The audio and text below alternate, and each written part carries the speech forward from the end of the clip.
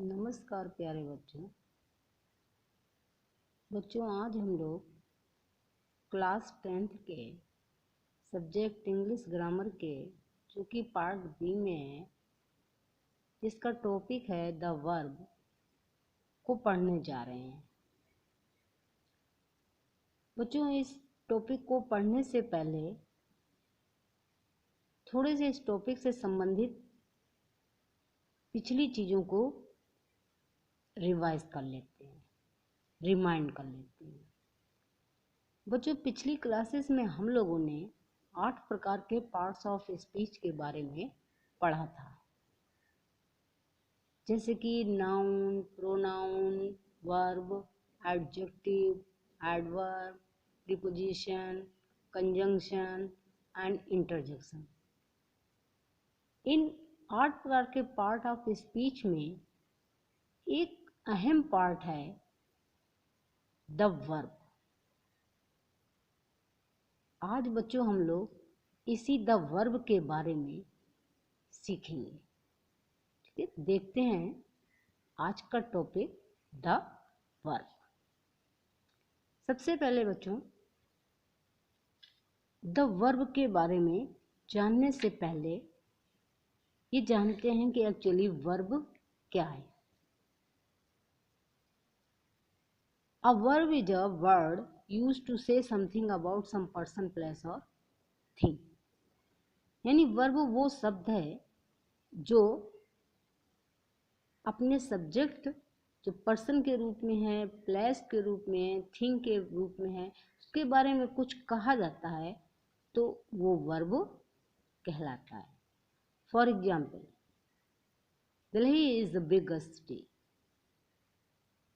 The sun rises in the east, the earth moves around the sun। बच्चों इन तीनों sentence में पहले sentence में एज, दूसरे सेंटेंस में राइजेस और तीसरे सेंटेंस में मूव्स वर्ब्स हैं, जो कि अपने से पहले आए हुए सब्जेक्ट के बारे में कुछ बता रहे हैं। Kinds of verb. बच्चों ये वर्ब के कई पार्ट्स होते हैं। इन वर्ब के विभिन्न रूपों को नीचे दिए गए चार्ट के माध्यम से समझ लेते हैं।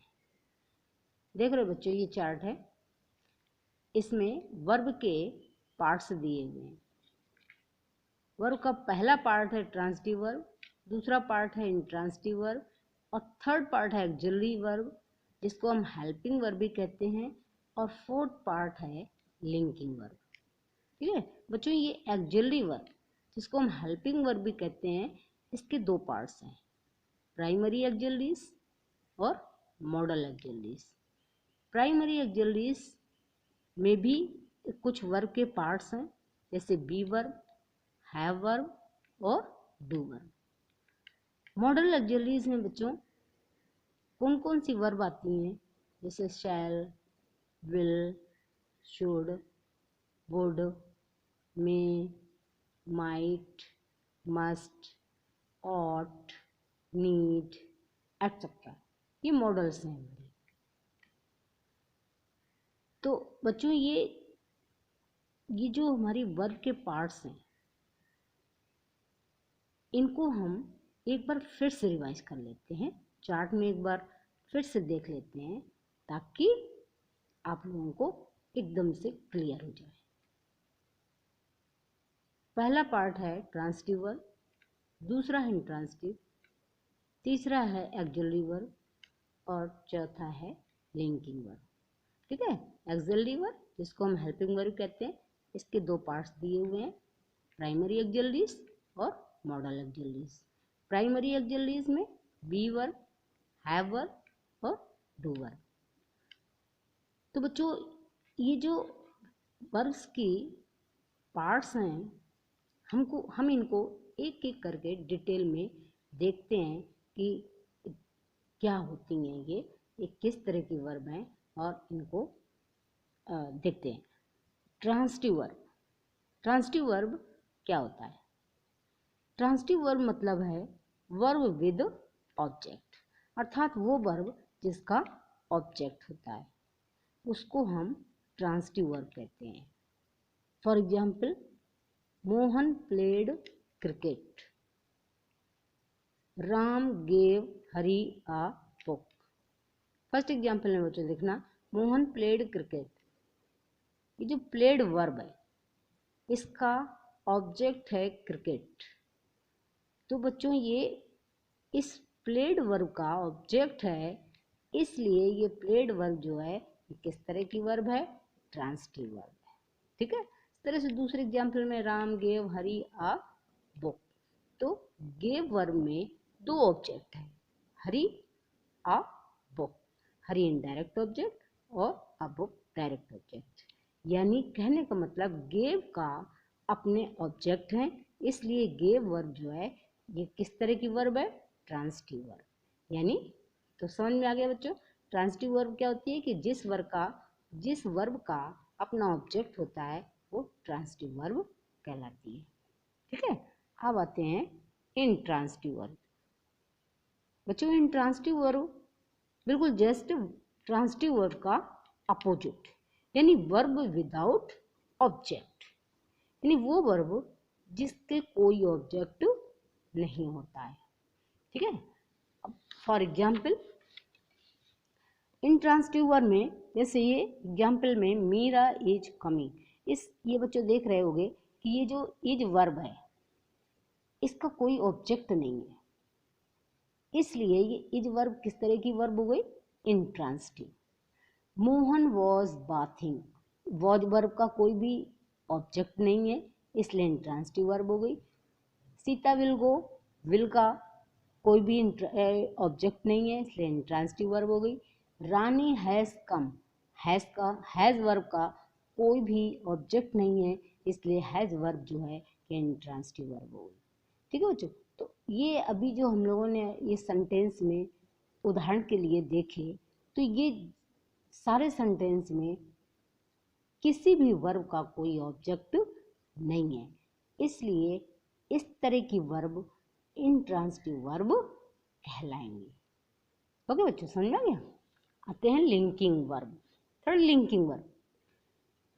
बच्चों लिंकिंग वर्ब जैसा कि इसके नाम से ही क्लियर है कि ये लिंक करती है। किसको लिंक करती है? ये वर्ब जो है सेंटेंस के सब्जेक्ट को उसके कॉम्प्लीमेंट से लिंक करती है, अर्थात जोड़ती है। ठीक है। अब for example Mohan is honest, देख रहे हो बच्चों यहाँ पर इज वर्ब जो है वो लिंकिंग वर्ब के रूप में प्रयोग हो रही है। किसको लिंक कर रही है? मोहन यानी सब्जेक्ट को। किससे लिंक कर रही है? ऑनेस्ट यानी कॉम्प्लीमेंट से। ठीक है। तो ये इज वर्ब जो है सब्जेक्ट को उसके कॉम्प्लीमेंट से लिंक कर रही है, इसलिए ये इज वर्ब किस तरह की वर्ब कहलाएगी? ये लिंकिंग वर्ब कहलाएगी। ओके बच्चों। अब आते हैं एक्सिलरी वर्ब, यानी इसको हेल्पिंग वर्ब भी कहते हैं। एक्सिलरी वर्ब वो वर्ब होती है जो मेन वर्ब के टेंस बनाने में हेल्प करती है। हेल्पिंग का मतलब हेल्प करती है। किसकी हेल्प कर रही है?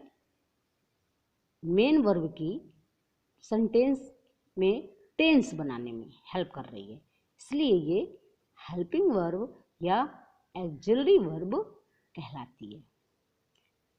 समझते हैं सेंटेंस में उदाहरण के माध्यम से। दे आर बाइंग एप्पल्स, तो यहाँ पर आर वर्ब जो है ये हेल्पिंग वर्ब है, क्योंकि ये हेल्प कर रही है बाइंग मेन वर्ब की। किसमें? टेंस बनाने में। तो समझ में आ गया बच्चों कि इस सेंटेंस में are helping verb being main verb की टेंस बनाने में मदद कर रही है, इसलिए आर जो है हमारे यहाँ पर हेल्पिंग वर्ब के रूप में प्रयोग हुई है। दूसरा उदाहरण देखते हैं। दे वर गोइंग होम, ठीक है। तो यहाँ पर वर्ब गो मेन वर्ब की टेंस बनाने में मदद कर रही है, इसलिए वर्ब भी एक्चुअली वर्ब या हेल्पिंग वर्ब हो गई। I have done my work. Have बच्चों डन मेन वर्ब की हेल्प कर रही है। किसमें हेल्प कर रही है? ये सेंटेंस के टेंस बनाने में, ठीक है। इसलिए हैव वर्ब भी हो गई हमारी एक्सिलरी वर्ब या हेल्पिंग वर्ब। इस तरह से हैड है, और इस सेंटेंस में I can do it can है। यहाँ पर यू मस्ट गो देयर, इस सेंटेंस में मस्ट हमारी हेल्पिंग वर्ब के रूप में यूज हो रही है। यहाँ पर you need not go there, इस सेंटेंस में नीड जो है हमारी हेल्पिंग वर्ब या मॉडल ऑक्सिलरीज के रूप में यूज हो रही है।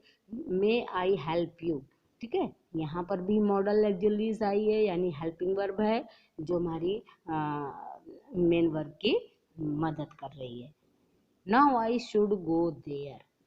तो बच्चों इतने सारे एग्जाम्पल्स में हमने देखा कि ये जो हेल्पिंग वर्ब है, ये जो ऑक्सिलरी वर्ब है, ये हमारे सेंटेंस में टेंस को बनाने में मेन वर्ब की मदद करती है, इसीलिए इनको हेल्पिंग वर्ब या ऑक्सिलरी वर्ब कहते हैं, ठीक है बच्चों। समझ में आ गया। आते हैं फ्रेजल वर्ब। फ्रेजल वर्ब क्या होती है? ये वर्ब प्लस प्रीपोजिशन से मिलकर बनती है। For example, we carried out your orders. Carried out, देख रहे, कैरी मेन वर्ब है और यहाँ पर आउट प्रीपोजिशन है, तो ये वर्ब और प्रीपोजिशन से मिलके बन गई। तो किस तरह की वर्ब कहलाएगी? Phrasal verb. We carried out your orders, हम लोगों ने तुम्हारे आदेश का पालन किया, ठीक है। आई गेव इट अप, ठीक है। गेव अप वर्ब प्रीपोजिशन से मिलके बनी फ्रेजल वर्ब, ठीक है। आई गेव इट अप, मैंने इसे त्याग दिया। ही टेक्स आफ्टर हिज ब्रदर, ठीक है। टेक्स वर्ब आफ्टर प्रीपोजिशन, ही टेक्स आफ्टर हिज ब्रदर, यानी वो अपने भाई से मिलती जुलती है। तो ये जो वर्ब इस सेंटेंसेस में प्रयोग हुई हैं, ये किस रूप में वर्ब हैं? फ्रेजल वर्ब के रूप में, ठीक है बच्चों। तो इस तरह की मैंने ये वर्ब के कुछ संक्षेप में पार्ट्स बताए और उनके बारे में बताया कि ये किस तरह की वर्ब होती हैं। अब बच्चों अगली क्लास में हम लोग पढ़ेंगे कि ये जो मॉडल ऑक्सिलरीज हैं और ये प्राइमरी ऑक्सिलरीज क्या होती हैं, क्योंकि बच्चों ये बहुत ही अहम चैप्टर है आपका और एग्ज़ाम में इससे काफ़ी पूछा जाता है, इसलिए आपको इसे बहुत ही पेशेंसली, बहुत ही कंसंट्रेटेड होकर इसको पढ़ना है। तो हम अगली क्लास में आपको पढ़ाएंगे प्राइमरी ऑक्सिलरीज और मॉडल ऑक्सिलरीज को डिटेल में पढ़ाएंगे, डिटेल में समझाएंगे। तब तक के लिए लोग अगली क्लास में मिलते हैं।